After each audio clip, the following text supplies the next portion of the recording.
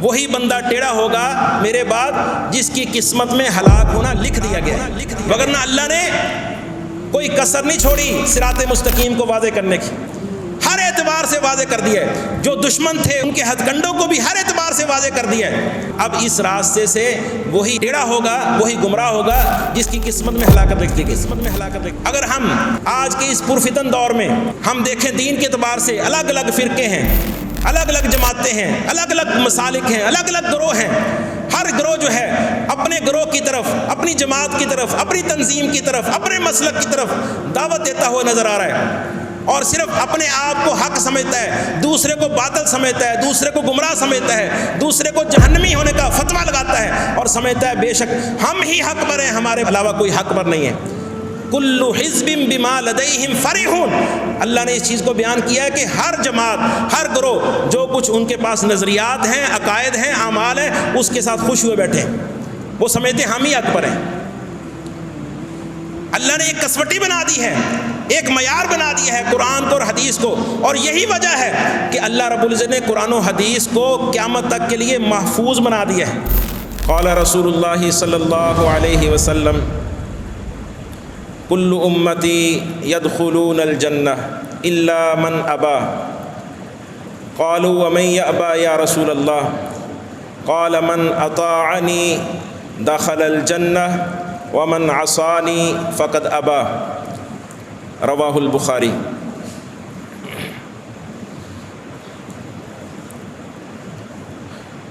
وَأَنَّ هَذَا صِرَاطِي مُسْتَقِيمًا فَاتَّبِعُوهُ،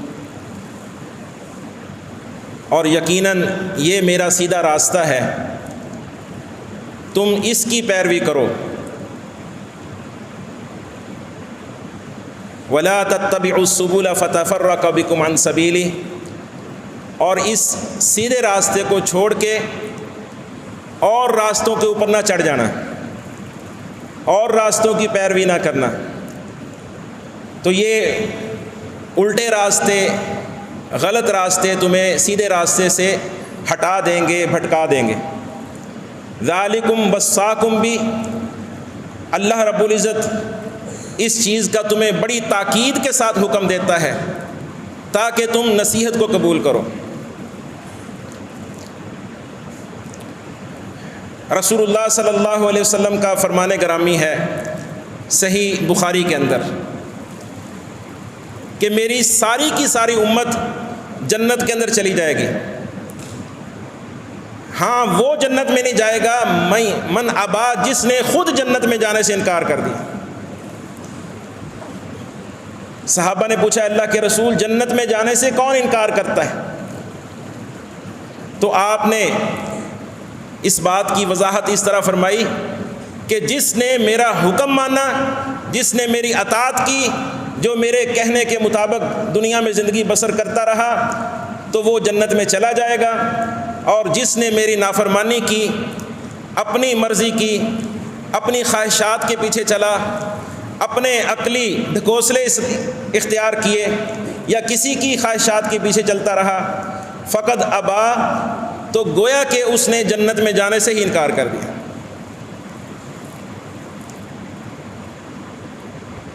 جنت میں جانے کے لیے صراط مستقیم بہت ضروری ہے، اور یہ صراط مستقیم اللہ رب العزت اس کو دیتا ہے جس پر اللہ رب العزت کی خاص رحمت ہوتی ہے۔ اللہ رب العزت نے قرآن مجید کے اندر اپنے نبی کو حکم دیا فَاسْتَمْسِكْ بِالَّذِي أُوحِيَ إِلَيْكَ إِنَّكَ عَلَىٰ صِرَاطٍ مُسْتَقِيمٍ، اے نبی اگر تم سیدھے راستے پر رہنا چاہتے ہو، اگر تم یہ چاہتے ہو کہ ہم دائیں بائیں نہ بھٹک جائیں، شیطان ہمیں بھٹکا نہ دے، تو کیا کرو؟ فَاسْتَمْسِكْ بِالَّذِي أُوحِيَ إِلَيْكَ، جو آپ کی طرف وحی کی گئی ہے قرآن و حدیث کی صورت میں، بس اس کو مضبوطی کے ساتھ پکڑ لو، اس کو نہیں چھوڑنا، بس آپ سیدھے راستے پر ہو گئے۔ رسول اللہ صلی اللہ علیہ وسلم نے مثال دے کے سمجھایا، عبداللہ ابن مسعود رضی اللہ تعالیٰ عنہ بیان فرماتے ہیں آپ نے ایک سیدھا خط کھینچا اور دائیں اور بائیں خطوط کھینچے، اور فرمایا اس سیدھے خط پر انگلی رکھ کے فرمایا یہ میرا سیدھا راستہ ہے، اس کی تم نے پیروی کرنی ہے، یہ جو دائیں بائیں راستے جا رہے ہیں تم نے اس کے اوپر نہیں چلنا، اگر تم دائیں بائیں راستوں کے اوپر چلو گے تو تم میرے سیدھے راستے سے بھٹک جاؤ گے۔ اللہ رب العزت نے اس آیت کے اندر فَاسْتَمْسِكْ بِالَّذِي أُوحِيَ إِلَيْكَ امت کو یہ نصیحت کی ہے، اگر تم صراط مستقیم پر رہنا چاہتے ہو تو جو وحی تمہارے پاس موجود ہے، جس کی حفاظت کا ذمہ اللہ رب العزت نے لے لیا ہے اور قیامت تک یہ وحی محفوظ ہے، مأمون ہے، بس تم نے اس کو مضبوطی سے پکڑ لینا۔ بڑے فتنے آئیں گے جو تمہیں اس سیدھے راستے سے بھٹکانے کی کوشش کریں گے۔ شیطان نے اپنی زندگی کو وقف کر رکھا ہے صرف اس لیے لَأَقْعُدَنَّ لَهُمْ صِرَاطَكَ الْمُسْتَقِيمَ، یا اللہ تو مجھے مہلت دے دے، فَبِمَا أَغْوَيْتَنِي، یا اللہ میں قسم کھا کے کہتا ہوں تو نے مجھے گمراہ کر دیا، تو نے مجھے اپنے راستے سے بھٹکا دیا، اب میں بدلہ لوں گا آدم سے اور اس کی اولاد سے، میں ان کے سیدھے راستے کے اندر گھات لگا کے بیٹھ جاؤں گا، ایمبوش لگا لوں گا ان کے سیدھے راستے میں۔ لَأَقْعُدَنَّ لَهُمْ صِرَاطَكَ الْمُسْتَقِيمَ، جو تیری طرف سیدھا راستہ جاتا ہے میں وہاں پر بیٹھ جاؤں گا، کبھی ان کی دائیں طرف سے آ کر ان پر وار کروں گا، کبھی بائیں طرف سے وار کروں گا، ہر طرف سے جو مکھی لڑائی لڑوں گا ان کے ساتھ، ہر طرف سے وار کروں گا۔ وَلَا تَجِدُ أَكْثَرَهُمْ شَاكِرِينَ، اکثر کو میں تیرے راستے سے ہٹا دوں گا۔ رسول اللہ صلی اللہ علیہ وسلم نے ترمذی کے اندر حدیث ہے، فرمایا کہ اللہ رب العزت نے صراط مستقیم کی ایک مثال بیان فرمائی ہے کہ وہ ایک سیدھا راستہ ہے اور اس راستے کے دونوں طرف دائیں اور بائیں دیواریں ہیں اور دیواروں کے اندر دروازے لگے ہوئے ہیں اور دروازے کھلے ہیں اور ان دروازوں کے اوپر پردے لٹکے ہوئے ہیں، اور وہ صراط مستقیم اس کے شروع میں ایک دائی بیٹھا ہے جو بھی صراط مستقیم میں داخل ہو رہے ہیں ان کو نصیحت کر رہا ہے کہ تم نے بالکل سیدھے جانا ہے، ولا تتعرجوا، بس دائیں بائیں نہیں ہونا، مڑنا نہیں ہے، ٹیڑھے نہیں ہونا، بس اس سیدھے راستے پر چلتے رہنا ہے۔ اور اس سیدھے راستے کے سر پر بھی اوپر کی طرف بھی ایک دائی بیٹھا ہے جو لوگوں کو دعوت دے رہا ہے کہ لوگوں یہ جو دائیں بائیں دیواریں ہیں ان کے اندر دروازے ہیں، تم نے ان دروازوں کے اندر داخل نہیں ہونا۔ پھر رسول اللہ صلی اللہ علیہ وسلم نے اس مثال کی وضاحت فرمائی، فرمایا کہ وہ سیدھا راستہ وہ اسلام ہے اور جو دیواریں ہیں وہ اللہ کی حدود ہیں اور دیواروں کے اندر جو دروازے ہیں وہ اللہ کے حرام کردہ چیزیں ہیں، محارم اللہ ہیں۔ اور فرمایا کہ وہ جو دائی راستے کے سر پر بیٹھا ہے، شروع میں بیٹھا ہے، وہ اللہ کی کتاب ہے جو لوگوں کو یہ بتا رہی ہے کہ تم نے بالکل سیدھے چلنا ہے، دائیں بائیں نہیں جانا۔ اور جو دیوار اللہ کی، اور جو دائی جو اوپر بیٹھا ہے وہ ہر بندے کے، ہر مسلمان کے اندر جو اللہ کا واعظ ہے، جو اس کو نصیحت کرنے والا ہے، جو اندر سے اس کو ابھارنے والا ہے کہ بھئی تم سیدھے راستے پر نہیں جا رہے، تم ٹیڑھے ہو رہے ہو، جو انسان کا ضمیر اندر سے انسان کو جوڑتا ہے، وہ اوپر بیٹھا ہوا دائی ہے۔ اب اللہ کے رسول صلی اللہ علیہ وسلم نے اس طریقے سے سمجھایا کہ سیدھا راستہ تم نے چھوڑنا نہیں ہے، دائیں بائیں شیطان کے راستے ہیں، دروازے کھلے ہیں، شیطان ان راستوں پر بیٹھا دعوت دے رہا ہے، تم نے اس کی دعوت کو قبول نہیں کرنا۔ اور شیطان کا طریقہ واردات کیا ہے، وہ کیسے لوگوں کو گمراہ کرتا ہے، کیسے اس سیدھے راستے سے بھٹکا کر ان دائیں بائیں راستوں کے اندر چلنے کی تلقین کرتا ہے۔ رسول اللہ صلی اللہ علیہ وسلم، بلکہ اللہ رب العزت نے قرآن مجید کے اندر اس بات کو واضح کیا ہے، فرمایا کہ وہ کہتا ہے لَأُضِلَّنَّهُمْ وَلَأُمَنِّيَنَّهُمْ، میں ضرور بے ضرور ان کو گمراہ کروں گا اور ان کے دلوں کے اندر خواہشات پیدا کروں گا۔ نفسانی خواہشات کے ساتھ وہ لوگوں کو گمراہ کرتا ہے۔ اور پھر فرمایا لَأُزَيِّنَنَّ لَهُمْ فِي الْأَرْضِ، اس کا ایک طریقہ واردات یہ ہے کہ وہ لوگوں کے سامنے برائیوں کو خوشنما بنا کر پیش کرتا ہے، خوبصورت بنا کر پیش کرتا ہے. جس طرح آدم علیہ السلام سے کیا کہنے لگا؟ قال ما نہاکما ربکما ان ہذہ الشجرہ الا ان تکونا ملکین او تکونا من الخالدین. یہ جو اللہ نے تمہیں یہ پھل کھانے سے منع کیا ہے، اس کی وجہ یہ ہے، اللہ رب العزت اگر تم یہ پھل کھا لو گے تو تم بادشاہ بن جاؤ گے، تمہیں موت نہیں آئے گی، ہمیشہ ہمیشہ زندہ رہو گے. وَقَاسَمَهُمَا إِنِّي لَكُمَا لَمِنَ النَّاصِحِينَ، اور قسمیں کھا کھا کے اپنی خیر خائی کا ان کو یقین دلایا.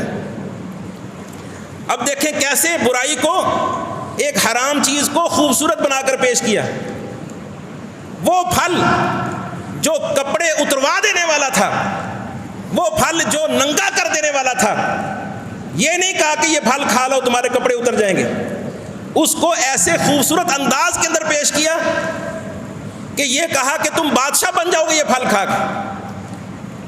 مزین کر کے، خوبصورت کر کے بات کو ان کے سامنے پیش کیا اور قسمیں بھی کھائیں. جو پھل کپڑے اتروا دینے والا تھا، اس پھل کو یہ کہہ کر کھلوایا کہ یہ تمہیں بادشاہ بنا دے گا، یہ تمہیں کبھی مرنے نہیں دے گا، تم لازوال ہو جاؤ گے، ہمیشہ زندہ رہو گے. بالکل یہی ہتھ کنڈا وہ آدم علیہ السلام کے بعد سے لے کر آج تک وہ استعمال کرتا چلا آ رہا ہے. اللہ کی توحید کے بارے میں بھی بزرگوں کو کی تعظیم کے نام پر، ان کے تقدس اور ان کے احترام کے نام پر اللہ رب العزت کا شریک ٹھہرواتا ہے کہ یہ بزرگ بہت پہنچے ہوئے ہیں، یہ تمہیں اللہ رب العزت سے بچا لیں گے. ان کو تم اپنا حاجت روا سمجھو، مشکل کشا سمجھو. بزرگوں کے دربار بنوا دیے، آستانے بنوا دیے، ان کے نام کی نظریں، نیازیں، چڑھاوے، ان کے نام کی مرادیں صرف مزین کر کے، خوبصورت کر کے کہ یہ بزرگ ہیں، یہ اللہ کی نیک ہستیاں ہیں، یہ اللہ کے قریب ہیں. توحید کا بیڑا غرق کر دیا اور بات کو خوبصورت بنا کر پیش کیا. یہ نہیں کہا کہ تم شرک کرو، تم توحید کا انکار کر دو، تم اللہ کے ساتھ شرک کرو، یہ نہیں کہا. اس انداز سے لے کر آیا کہ شرک بھی ہو گیا اور وہ مانتے بھی نہیں ہیں کہ ہم مشرک ہیں. اپنے شرک کو وہ تسلیم کرنے والے بھی نہ رہے. پھر اماموں کی تعظیم کے نام پر، ان کے احترام کے نام پر ان کی شان کو اس قدر بڑھا دیا کہ انبیاء کی واضح تعلیمات کو لوگ ٹھکرانے لگے. صاف اس نے نہیں کہا کہ انبیاء کی بات کو ٹھکرا دو، یہ حدیث نہ مانو، یہ نہیں کہا اس نے، بلکہ آئمہ کا تقدس اور آئمہ کا احترام اس قدر ان کے اندر بھر دیا، اس قدر ان سے غلو کروایا کہ انہوں نے واضح احادیث سامنے آنے کے باوجود ٹھکرا دیا کہ ہمارے امام صاحب کو اس حدیث کا پتہ نہیں تھا، وہ عالم نہیں تھے، انہوں نے دین نہیں پڑھا ہوا تھا. اس طرح کے ہیلوں بہانوں کے ساتھ اس نے لوگوں کو دین سے ہٹا دیا، رسول اللہ صلی اللہ علیہ وسلم کی واضح تعلیمات سے ہٹا دیا. اور پھر تجارت کے اندر منافع کے نام پر، مختلف قسم کی جدید سکیموں کے نام پر لوگوں کو سود کے اوپر لگا دیا. واضح طور پر نہیں کہا کہ تم سود خوری کرو. اللہ رب العزت نے واضح طور پر منع فرمایا تھا کہ سود چھوڑ دو.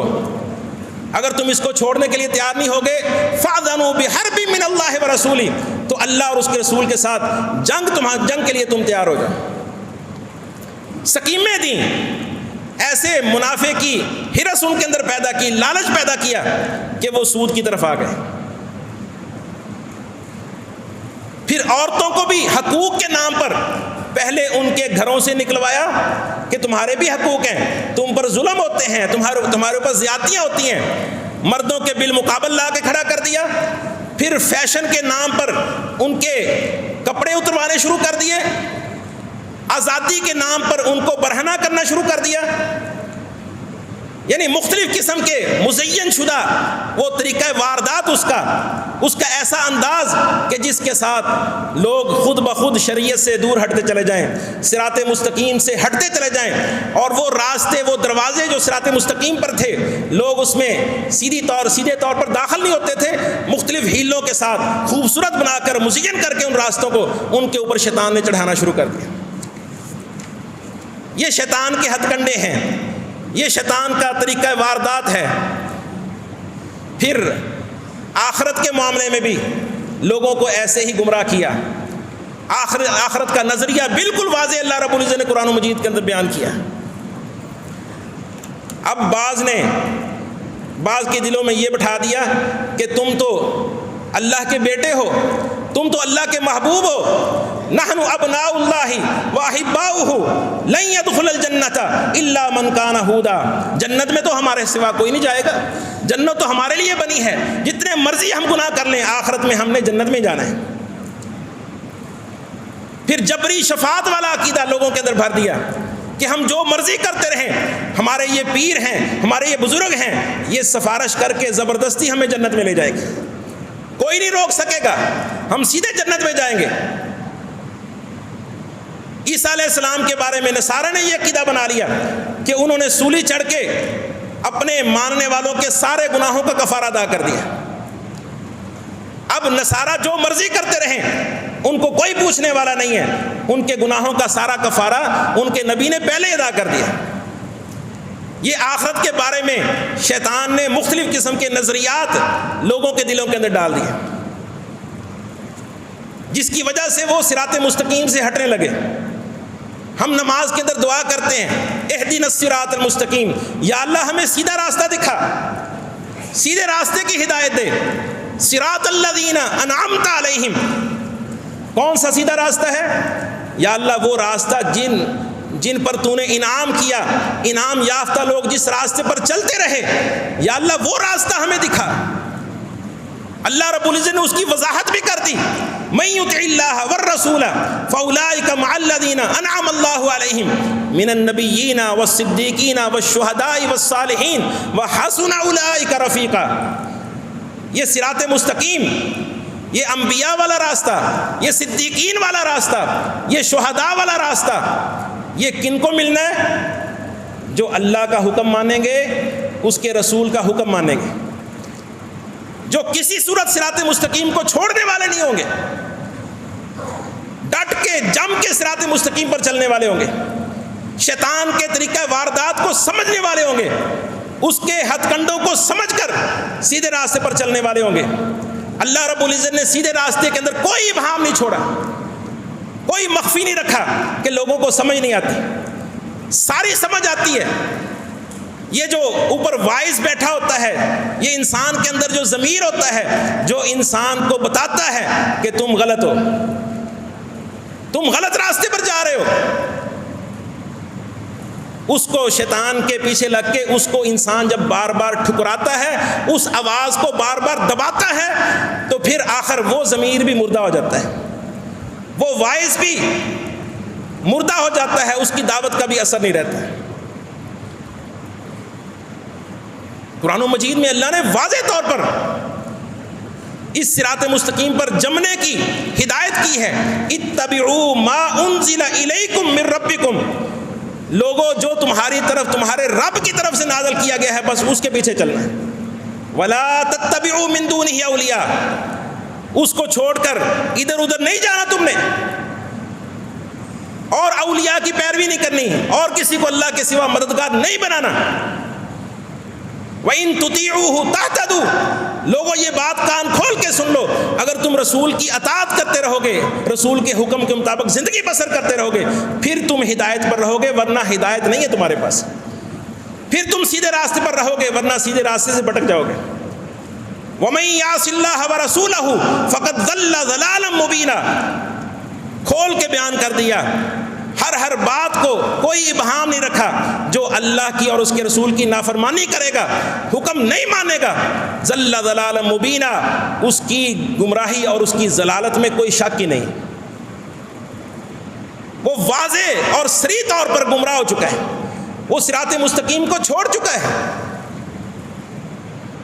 شیطان کے ہتھ کنڈوں کو بھی واضح کر دیا، انہ لکم عدو فاتخذوہ عدوا، یہ صراط مستقیم، اس سے شیطان پوری کوشش کرتا ہے تمہیں بھٹکانے کی، یہ تمہارا دشمن ہے، اس کو تم نے دشمن سمجھنا ہے۔ یا بنی آدم، اے آدم کی اولاد، خیال رکھنا کہیں ایسا نہ ہو کہ جس طرح اس نے تمہارے ماں باپ کے کپڑے اتروا دیے تھے، کہیں ایسا نہ ہو تمہیں بھی ننگا کر دے، تمہارے کپڑے بھی اتروا دے۔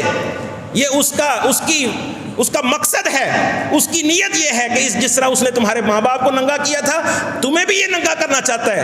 اللہ نے قرآن میں واضح کر دیا، انہ یراکم ہوا وقبیلہ من حیث لا ترونہم، لوگوں خیال رکھنا یہ تمہارا دشمن اتنا خطرناک ہے، یہ تمہیں وہاں سے دیکھتا ہے جہاں سے تم اس کو نہیں دیکھتے، یہ اور اس کا کنبہ قبیلہ سارا تمہیں دیکھتا ہے، تم اس کو نہیں دیکھتے، یہ نہ نظر آنے والا دشمن ہے۔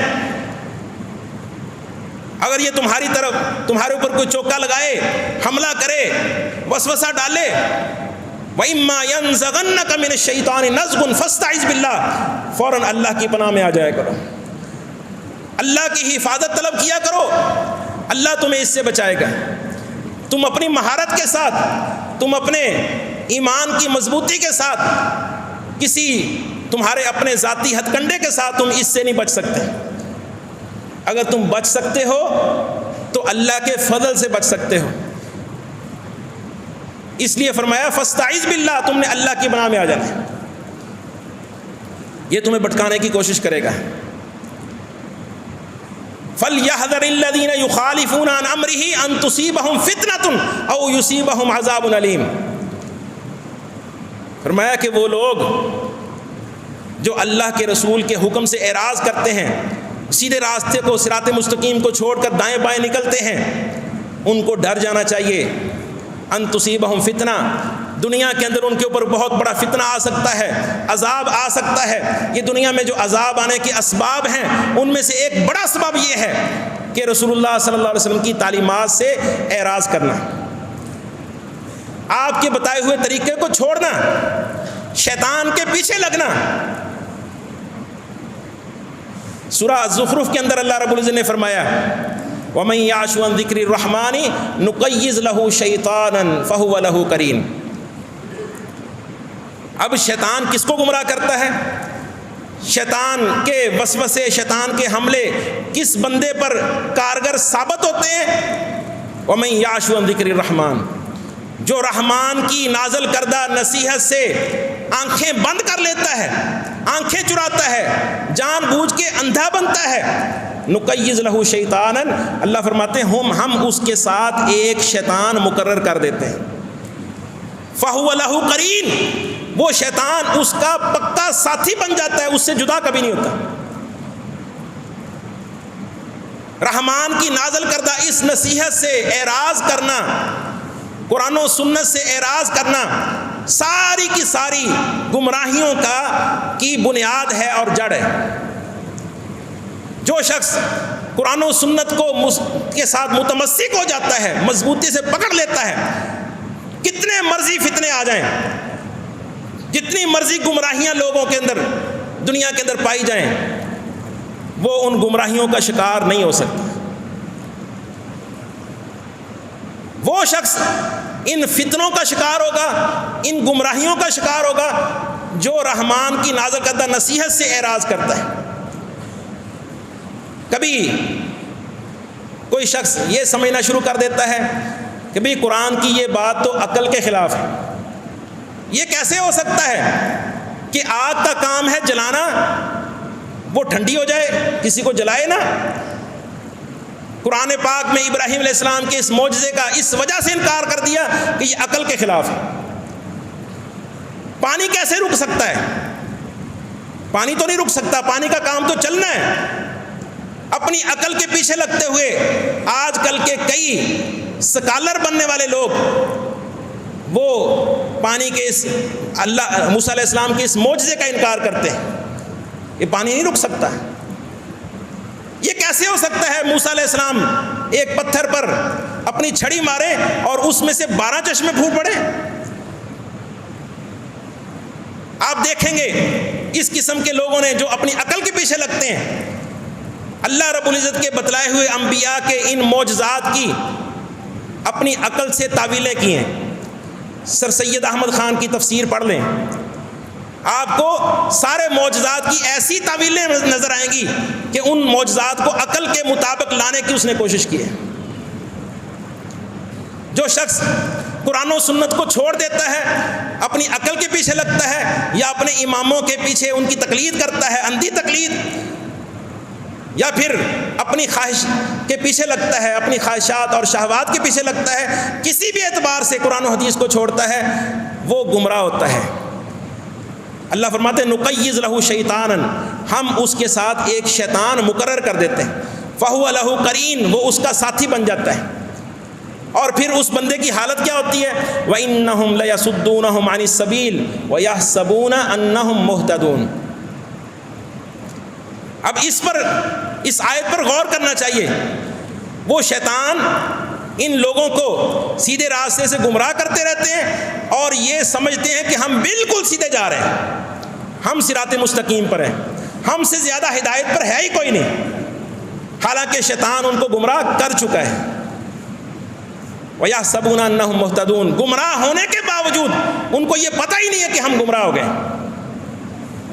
حَتَّى إِذَا جَاءَنَا قَالَ يَا لَيْتَ بَيْنِي وَبَيْنَكَ بُعْدَ الْمَشْرِقَيْنِ، پتہ تب چلے گا جب اللہ کے سامنے حاضری ہوگی. فرمایا یہ لوگ جب ہمارے پاس آئیں گے پھر کہیں گے یا لَيْتَ بَيْنِي وَبَيْنَكَ بُعْدَ الْمَشْرِقَيْنِ، ہائے کاش، افسوس اس شیطان کے اور میرے درمیان بعد المشرقین ہوتی، مشرق اور مغرب کی دوری ہوتی. فبئس القرین، یہ تو دوستی کے نام پر دشمنی کی اس نے، یہ تو خیر خائی کے نام پر مجھے گمراہ کرتا رہا، بہت برا ساتھی نکلا. اوپر سے تو میرے ساتھ خیر خائی کرتا نظر آتا رہا لیکن مجھے سیدھے راستے سے گمراہ کرتا رہا. فبئس القرین، یہ بہت برا ساتھی نکلا.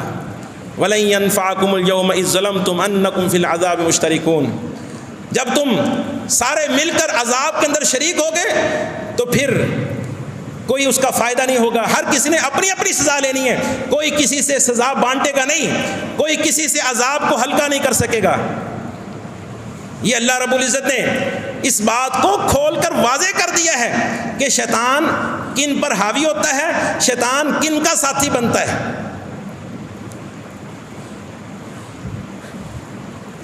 اور صراط مستقیم پانا کوئی مشکل نہیں ہے، یہ بالکل واضح ہے.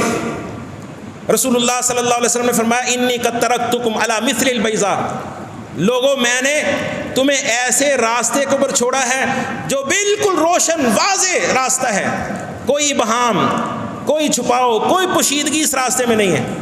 لیلھا ونہارھا سوا، ایسا واضح اور سفید راستہ ہے کہ اس کی اندھیری راتیں بھی دن کی سفیدی کی طرح روشن. لا یزیغ عنہا بعدی الا ہالک، اس سیدھے راستے سے وہی بندہ ٹیڑھا ہوگا میرے بعد جس کی قسمت میں ہلاک ہونا لکھ دیا گیا ہے، جس کی تقدیر میں ہی ہلاک ہونا لکھا گیا ہے. وگرنہ اللہ نے کوئی کسر نہیں چھوڑی صراط مستقیم کو واضح کرنے کی، ہر اعتبار سے واضح کر دیا ہے. جو دشمن تھے ان کے ہتھ کنڈوں کو بھی ہر اعتبار سے واضح کر دیا ہے، ہر چیز کو واضح کر کے بیان کر دیا ہے. لا یزیغ عنہا بعدی الا ہالک، اب اس راستے سے وہی ٹیڑھا ہوگا، وہی گمراہ ہوگا جس کی قسمت میں ہلاکت لکھ دی گئی. اگر ہم آج کے اس پرفتن دور میں جس میں ہم دیکھیں دین کے اعتبار سے الگ الگ فرقے ہیں، الگ الگ جماعتیں ہیں، الگ الگ مسالک ہیں، الگ الگ گروہ ہیں، ہر گروہ جو ہے اپنے گروہ کی طرف، اپنی جماعت کی طرف، اپنی تنظیم کی طرف، اپنے مسلک کی طرف دعوت دیتا ہوا نظر آ رہا ہے اور صرف اپنے آپ کو حق سمجھتا ہے، دوسرے کو باطل سمجھتا ہے، دوسرے کو گمراہ سمجھتا ہے، دوسرے کو جہنمی ہونے کا فتویٰ لگاتا ہے اور سمجھتا ہے بے شک ہم ہی حق پر ہیں، ہمارے علاوہ کوئی حق پر نہیں ہے. کل حزب بما لدیہم فرحون، اللہ نے اس چیز کو بیان کیا ہے کہ ہر جماعت، ہر گروہ جو کچھ ان کے پاس نظریات ہیں، عقائد ہیں، اعمال ہیں، اس کے ساتھ خوش ہوئے بیٹھے ہیں، وہ سمجھتے ہیں ہم ہی حق پر ہیں. اللہ نے ایک کسوٹی بنا دی ہے، ایک معیار بنا دیا ہے قرآن کو اور حدیث کو، اور یہی وجہ ہے کہ اللہ رب العزت نے قرآن و حدیث کو قیامت تک کے لیے محفوظ بنا دیا ہے. اس کی حفاظت اللہ نے اپنے ذمہ لے لی ہے، ہمارے ذمہ نہیں لگائی. جس طرح کہ پہلی امتوں کے علماء کے ذمہ لگایا تھا بِمَسْتُحْفِظُوا مِن کتاب اللہ، تمہارے پاس جو اللہ کی کتاب تورات ہے، انجیل ہے، اس کی تم نے حفاظت کرنی ہے، اس میں تحریف نہیں کرنی ہے۔ ان کی حفاظت اللہ نے ان کے ذمہ لگائی تھی، لیکن انہوں نے اپنی خواہشات اور شہوات کے پیچھے لگ کے اپنی کتابوں کے اندر تحریف کی۔ لیکن جب اللہ نے یہ کتاب نازل کی، فرمایا اب میں اس کی حفاظت اس امت کے علماء کے ذمہ نہیں لگاتا، کیونکہ انہوں نے بھی لَتَتَّبِعُنَّ سُنَنَ مَن قَبْلَكُمْ، انہوں نے بھی انہی کے راستے پر چلنا ہے جو پہلے گزرے ہیں۔ اب اس کتاب کی حفاظت میں نے تمہارے ذمہ نہیں دینی، اس کتاب کی حفاظت قیامت تک میں خود کروں گا۔ اور یہی وجہ ہے 1400 سال ہو گئے ہیں کہ یہ کتاب بالکل محفوظ و مامون ہمارے پاس موجود ہے۔ اللہ نے صرف اس کتاب کے الفاظ کی حفاظت کا ذمہ نہیں لیا، بلکہ اس کے معانی، اس کے مفاہیم، اس کی تفسیر، تبیین، اس کی شرح اور وضاحت کو بھی اللہ نے اپنے ذمہ لے لیا، جو رسول اللہ صلی اللہ علیہ وسلم کی احادیث کی صورت میں ہمارے سامنے موجود ہے۔ اللہ کے رسول کی احادیث قرآن پاک کی تشریح ہیں، جس طرح قرآن محفوظ ہے اسی طرح قرآن پاک کی تشریح، اس کا مفہوم بھی احادیث کی صورت میں محفوظ و مامون ہے، اور یہ قیامت تک محفوظ رہے گا، اور یہی صراط مستقیم ہے۔ جو شخص قرآن و حدیث کو چھوڑے گا وہ گمراہ ہوگا۔ خواہ قرآن و حدیث کی کوئی بات اس کو اپنی عقل کے خلاف نظر آئے، اس کو عقل کو چھوڑ دے، قرآن و حدیث کو نہ چھوڑے۔ کسی بڑے سے بڑے امام کی بات قرآن و حدیث کے خلاف نظر آئے، امام کی بات چھوڑ دے، قرآن و حدیث کو چھوڑے نہ۔ اپنی خواہش، اپنی شہوت یہ چاہتی ہے کہ میں اس کے خلاف عمل کروں، اپنی خواہشات کو دور کر دے اور قرآن و حدیث کے مطابق چلتا رہے، یہ بندہ جو ہے اہدنا الصراط المستقیم اس دعا کا حقدار ہے، اور اس دعا کو وہ پالے گا۔ انبیاء کا ساتھ، اولیاء کا ساتھ، اور شہداء کا اور صدیقین کا ساتھ اسی بندے کو نصیب ہوگا۔ اس کے علاوہ سارے گمراہ ہوں گے۔ اللہ رب العزت نے رسول اللہ صلی اللہ علیہ وسلم نے جو فرقے بیان کیے ہیں، اس امت کے اندر 73 فرقے بننے ہیں، اس کی وجہ بھی یہی ہے، جو لوگ صراط مستقیم کو چھوڑ دیں گے وہ الگ ہو کر فرقے بن گئے، وہ جہنم میں جائیں گے، اور ان میں سے جو ایک فرقہ ہے وہ جنت میں جائے گا، وہ ہے جو صراط مستقیم پر رسول اللہ کی اطاعت اتباع کے مطابق، صحابہ کے نظریے عقیدے کے مطابق زندگی بسر کرتا رہا، وہ جنت میں جائے گا، باقی سارے گمراہ ہو گئے۔ اللہ رب العزت ہمیں حقیقی معنی میں صراط مستقیم کو سمجھنے کی توفیق عطا فرمائے، اور قیامت تک اس پر چلنے کی بھی توفیق عطا فرمائے۔ اقول قولی ھذا استغفر اللہ لی ولکم۔